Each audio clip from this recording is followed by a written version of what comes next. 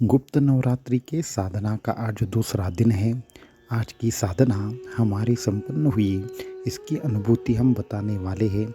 साथ में ही आपको कुछ महत्वपूर्ण तंत्र के 3 महत्वपूर्ण रहस्य बताने वाले हैं, जो आप साधना से पहले ज़रूर आप करके देखें। अगर आप ये चीज़ें करेंगे तो आपकी साधना में आपको बहुत ही ज़बरदस्त ऐसी एक अनुभूति आएगी। तो आपको करना क्या है ये हम आगे बताएंगे। उससे पहले आज की साधना की अनुभूति जो हमारी रही वो आपको हम बताना चाहेंगे। तो सबसे पहले जब हमने साधना शुरू की तो आज हमें ऐसा हुआ कि मंत्र की शुरुआती में ही हमने माला सिद्धि की विधि की। माला सिद्धि की जब विधि करते हैं तो अक्सर ऐसा होता है कि माला जो रहती है वो अपने आप ही एक प्रकार से उसमें से स्पंदन निर्माण होता है। परंतु आज कुछ विशेष चीज़ हुई। आज जैसे ही माला सिद्धि का मंत्र हमने एक विशेष तरीके से बोला तो उसके बाद अचानक से कुछ देर के लिए माला से नीले रंग का प्रकाश बाहर आ रहा था, ऐसा हमें स्पष्ट रूप से दिखाई दिया। और उसके बाद कुछ समय तक माला से चंदन का सुगंध भी आ रहा था। तो ये माला जागृति होती है। अगर आपकी माला सिद्धि विधि ठीक से हुई है तो ऐसे अनुभव आ सकते हैं।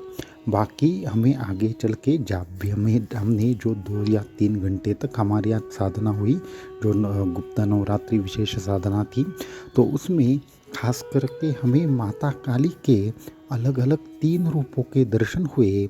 उसमें से एक भव्य ऐसा रूप था, दूसरा नीले रंग का एक विशेष प्रकार का रूप था और एक निर्गुण ऐसा माँ काली का रूप था। इसलिए ये कहा जाता है कि गुप्त नवरात्रि में साधना करने से माता की जो भी सिद्धि है वो जल्दी होती है, माता दर्शन जल्दी देती है। इसीलिए इस गुप्त नवरात्रि का अपना बहुत ज़्यादा महत्व है।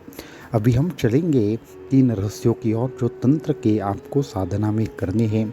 सबसे पहले जब भी आप साधना में बैठे तो साधना में बैठने से पहले आपको हुम फट इस मंत्र से क्या करना है, अपने चारों ओर एक बंधन बना लेना है।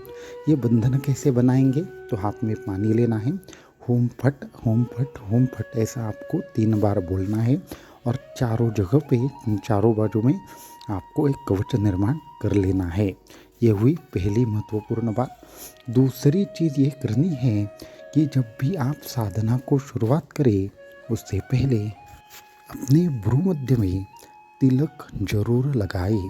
तो वो तिलक भी कैसे लगाना है, आपको एक मंत्र बताते हैं, ओम क्लीम कालिकायै नमः, ओम क्लीम कालिकायै नमः।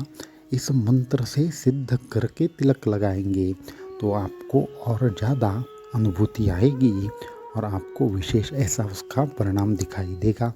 ये हुई दूसरी बात।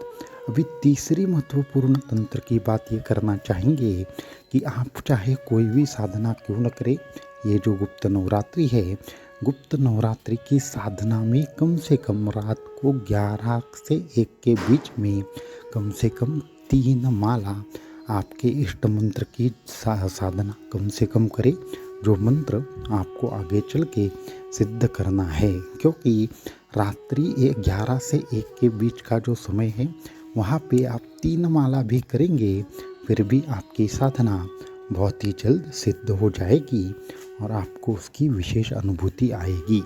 तो इस तरीके से जो भी साधक गुप्त नवरात्रि तक हमारी अनुभूति सुनेंगे और साथ में ही जो भी हम तंत्र के रहस्य इन 9 दिनों में बताने वाले हैं वो आपको साधना में विशेष लाभ देंगे।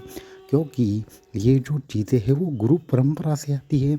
हम भी सामान्य साधकों को ये सारी चीज़ें नहीं बताते, परंतु हमारे तंत्र शक्ति परिवार के लिए ये चीज़ें सभी साधकों के लिए एक मार्गदर्शक रहेगी। इसलिए गुप्त नवरात्रि तक हमारी इस 9 दिनों की साधनाएं दिखे और साथ में ही इनके साथ आप भी साधना में रत हो जाए और आप भी ये अनुभूति लेने का प्रयास करें। अवधूत चिंतन श्री गुरुदेव दत्त।